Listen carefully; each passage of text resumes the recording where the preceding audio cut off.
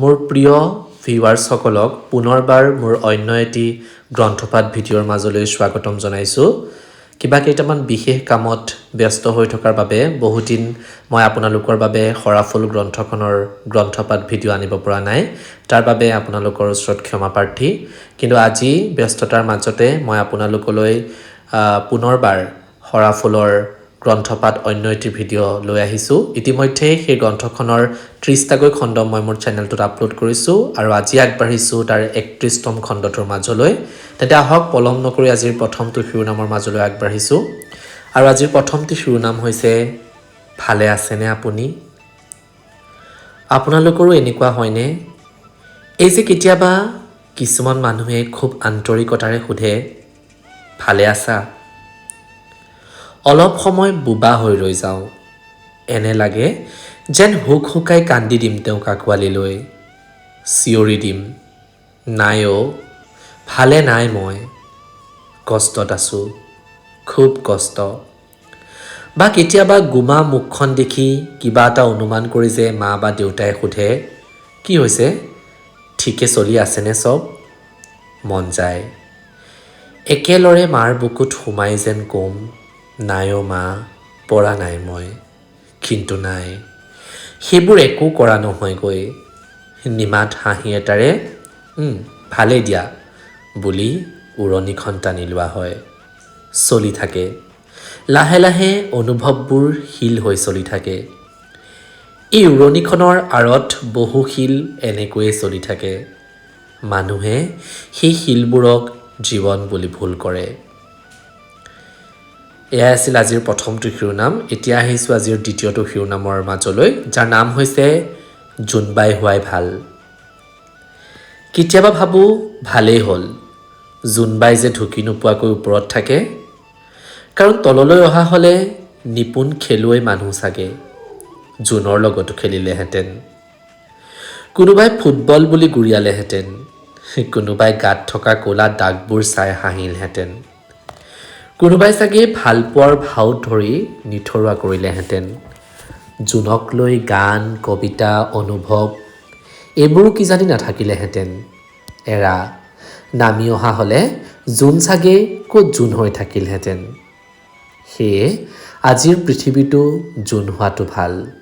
নিজক নিজে ভালে ৰাখিবলৈ জোন হোৱাটো জৰুৰী। সকলোৰে হৈও কাৰো নোহোৱাকৈ থকাটো জৰুৰী।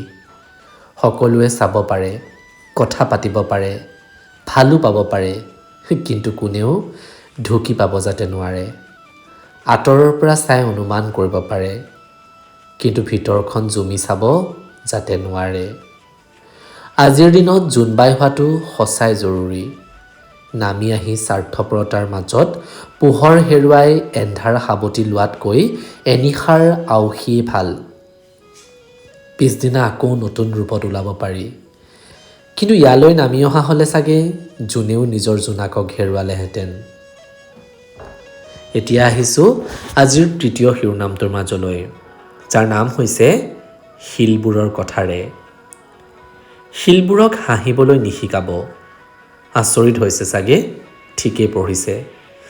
আপুনি মই নেদেখাকৈ বহু শিল উশাহ লৈ জীৱনটোত গৈ থাকে। কাৰোবাৰ দায়িত্ব, কাৰোবাৰ কৰ্তব্য মূৰ পাতি লৈ নিজক শিল সাজি গৈ থাকে। এই শিলবোৰক কিছুমানে নিজৰ কৰে, কথা পাতে, নিজৰ মতে সজায়, বুকুৰ দি সেউজীয়া কৰি তোলে, হাঁহিবলৈ শিকায়, জীৱনটোৰ প্ৰতি মোহ আনি দিয়ে। শিলবোৰক এই মানুহবোৰে জীয়াই তোলে। কেৱল উশাহটো থকা ক'লা বগা জীৱনটোত ৰামধেনু আঁকে। তাৰ পাছত শিলটো জি উঠাৰ পাছত হাঁহিবোৰ, কথাবোৰ অভ্যাস হোৱাৰ পাছত আকৌ গুচি যায় জীয়া মানুহবোৰ। বুকুৰ পৰা দলিয়াই দিয়ে শিলবোৰক। শিলবোৰ ৰৈ যায়। কথাবোৰ হেৰুৱাই আকৌ বোবা হৈ ৰৈ যায়। সেয়ে কওঁ, এই শিলবোৰক হাঁহিবলৈ নিশিকাব। হেৰুৱাই আকৌ বোবা হৈ ৰৈ যাব। আপুনিতো গুচি যায় আগুৱাই, কিন্তু শিলবোৰ আৰু আগুৱাব নোৱাৰে। সেউজীয়াবোৰ হেৰুৱাই এই জীয়া শিলবোৰ ভাঙি যায়। টুকুৰা টুকুৰকৈ ভাঙে। ভঙাৰ শব্দ কোনেও নুশুনে, কিন্তু ভাঙে। লাহে লাহে গুৰি হৈ যায় শিলটো, কোনেও নাজানে, কোনেও নেদেখে। অনুৰোধ কৰিছোঁ, সেয়ে এই শিলবোৰক হাঁহিবলৈ নিশিকাব। আপোনাৰ আমনিৰ সময় পাৰ কৰিবৰ বাবে শিলৰ হাঁহি চাবলৈ নাহিব। এৰি দিয়ক শিলবোৰক, সিহঁত গৈ থাকিব। কেতিয়াবা কোনোবা নদীয়ে সিহঁতক আঁকোৱালি ল'ব, কিন্তু সদায় থাকিব নোৱাৰিলে শিলবোৰ বুটলি নল'ব, হাঁহিবোৰ নিশিকাব। এতিয়া আহিছোঁ আজিৰ চতুৰ্থটো শিৰোনামৰ মাজলৈ, যাৰ নাম হৈছে অহা জনমত নৈ হ'ম। মানুহৰ পৃথিৱীত উশাহ ল'বলৈ বৰ কষ্ট, অভিমান কৰিবলৈও অধিকাৰ লাগে। ভালপোৱাবোৰো হেনো নিয়ম থাকে, প্ৰেমৰো থাকে নিজা ৰীতি। সি নামানিলেই অবৈধ, নিষিদ্ধ বা অশ্লীল। অহা জনমত মই নৈ হ'ম, বুকুৱেদি বৈ থাকিম, তুমি হ'লেও হ'বা শিল। এতিয়া আহিছোঁ আজিৰ পঞ্চমটো শিৰোনামৰ মাজলৈ, যাৰ নাম হৈছে কেতিয়াবা নিজৰ কথা শুনিবলৈ মন যায়। সদায় আনৰ মনৰ কথা শুনি অহা মানুহৰো কেতিয়াবা নিজৰ কথা শুনিবলৈ মন যায়। সদায় আনক বুজাই অহা মানুহৰো কেতিয়াবা কাৰোবাৰ বুজনি শুনিবলৈ মন যায়। সদায় আনৰ কাষত থিয় দিয়া মানুহকো নিজৰ কাষত মানুহ লাগে। সদায় আনক সাহস দিয়া মানুহৰো কেতিয়াবা সাহস হেৰায়। সহজ নহয়, আনক গঢ়াৰ দৰে নিজক গঢ়া সহজ নহয়। আনক ৰখাৰ দৰে নিজক আৱৰি ৰখা সহজ নহয়। পোহৰকো কেতিয়াবা পোহৰ লাগে, নৈৰো কেতিয়াবা পিয়াহ লাগে, কিন্তু পোৱা নাযায়। নিজৰখিনি হ'লেই সকলো ব্যস্ত, ভয়ংকৰভাৱে ব্যস্ত। আনৰ কথা ভবা মানুহবোৰৰ কথা ভাবিবলৈ কোনোৱেই নাথাকে। পোহৰ সিঁচা বেছিভাগ মানুহেই নিজেই এন্ধাৰত থাকে, কিন্তু সেয়া চাবলৈহে কোনো নাথাকে। হাঁহি বিলোৱা বেছিভাগ মানুহেই চকু পানীৰে ভিজি থাকে, সেয়া চাবলৈ কোনো নাথাকে। ব্যস্ত, সকলো ব্যস্ত। উপন্যাসৰ পাততহে চম্পাৰ আদৰ, বাস্তৱত কত চম্পাই অকলেই যন্ত্ৰণা সহি থাকে। দেখিবলৈ, শুনিবলৈ কোনোৱেই নাথাকে। এতিয়া আহিছোঁ আজিৰ ষষ্ঠটো শিৰোনামৰ মাজলৈ, যাৰ নাম হৈছে সময় শ্ৰেষ্ঠ উপহাৰ।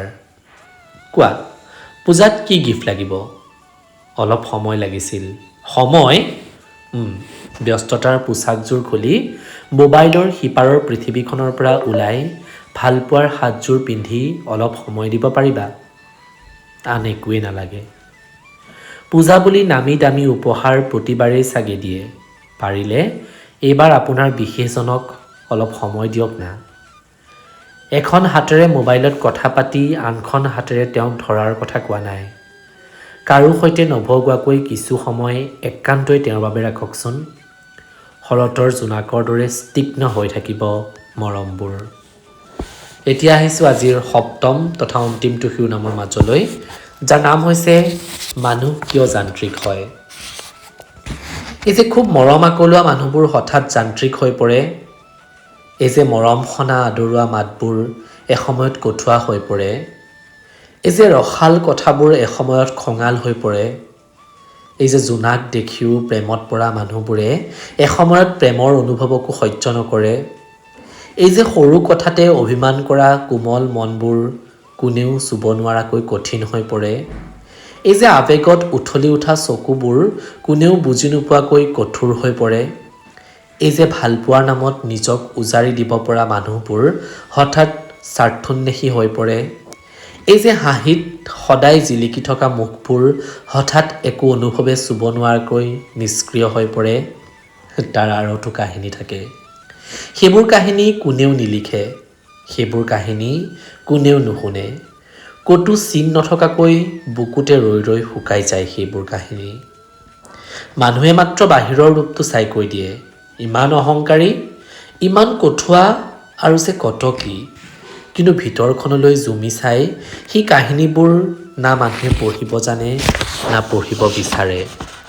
এয়াই আছিল আজি মই নিৰ্বাচিত কৰি অহা শিৰোনামকেইটা। আশা কৰোঁ আপোনালোকৰ নিশ্চয়কৈ ভাল লাগিল।